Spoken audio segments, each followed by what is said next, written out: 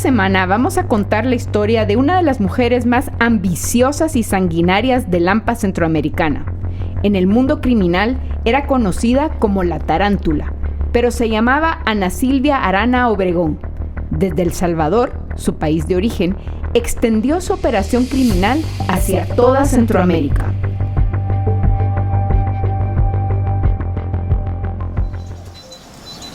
El lunes 3 de mayo de 1999, 3 sujetos llegaron a un colegio ubicado en la 13 calle y Quinta Avenida de la zona 10 capitalina.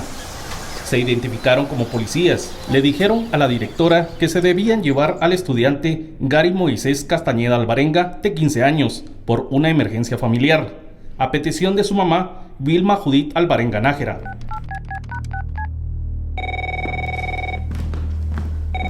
Una mujer llamó al colegio y confirmó la solicitud, fingiendo ser la señora Alvarenga Nájera.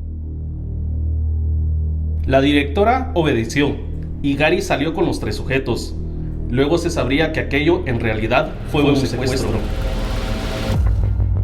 Los responsables eran Ana Silvia Arana Obregón, alias La Tarántula, líder de la banda y quien telefoneó al colegio, y sus lugartenientes, los hermanos salvadoreños Cañas Martínez, Johnny Redani, Luis Adilson y José Alfidio. Ellos 3, disfrazados de policías, ejecutaron el secuestro del joven Gary. Tiempo antes, la Tarántula se había acercado a la mamá del muchacho. Buscó su amistad para obtener información de la familia y planificar el secuestro. Una fuente del Ministerio de Gobernación de entonces reveló que el negociador de la banda le dijo a la mamá de la víctima que el secuestro se debía a la pérdida de un cargamento de cocaína entre El Salvador y Guatemala. Ninguna autoridad lo comentó públicamente, pero el esposo de la señora Alvarenga y padrastro de Gary era el narcotraficante Jorge Mario Paredes Córdoba. Este hombre, capturado años después, se volvería famoso como el Gordo Paredes. Los secuestradores de Gary exigieron el rescate en El Salvador. La familia exigió una prueba de vida. Los criminales accedieron y la dejaron en una caja de margarina en el autoservicio de un banco de la zona 11 capitalina. Ahí colocaron una carta que Gary escribió a mano, en la hoja arrancada de un cuaderno, y una foto Polaroid del jovencito, sosteniendo la carta. Decía que estaba bien, que extrañaba a la familia.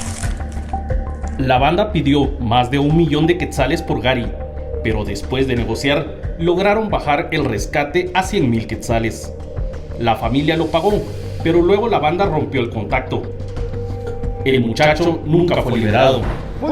Al cabo de pocos días, la policía ubicó la casa en Villanueva, donde estuvo secuestrado Gary. La tierra del jardín estaba recién removida. Ahí encontraron el cadáver del joven. Un informe forense reveló que no tenía heridas, ni otras señales de violencia, aunque el estado de los restos impedía el diagnóstico exacto de su muerte. Según un investigador, Gary tenía asma y contó con atención y medicinas, pero lo tenían escondido en un sótano húmedo. Es posible que su asma se haya complicado y a raíz de ello, el muchacho falleció.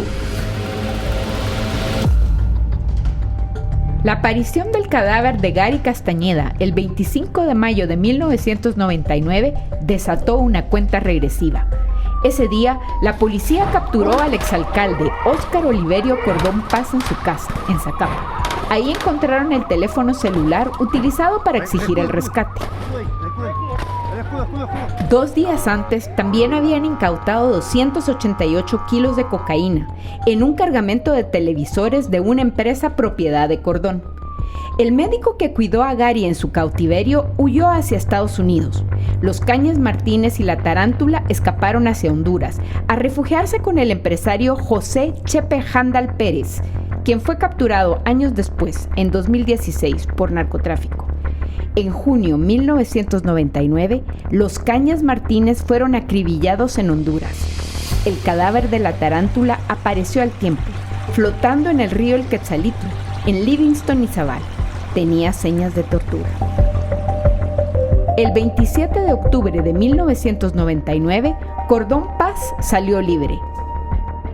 7 días después, fue rociado con fusil AK-47 en la Sexta Avenida y 12 calle de la zona 10 capitalina, a cuadra y media de donde Gary fue secuestrado.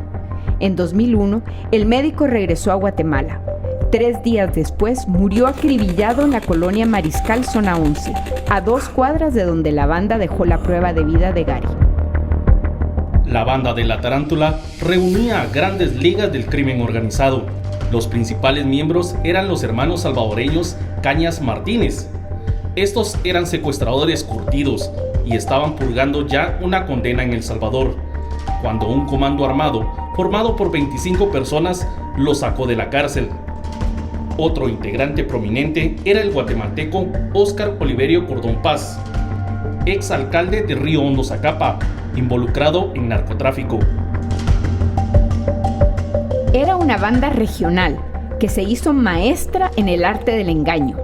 Parte de su modus operandi era disfrazarse de policías con uniformes originales, según lo estableció la PNC.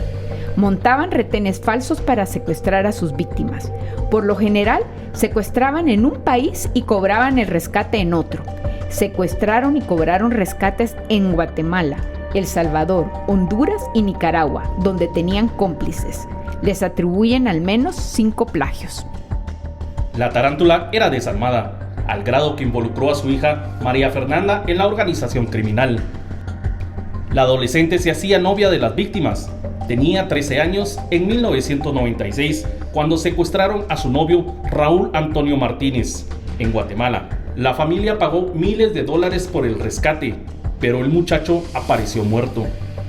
Gary Castañeda, en 1999, fue el segundo caso. 6 meses después que la policía encontró su cadáver, la banda completa estaba exterminada.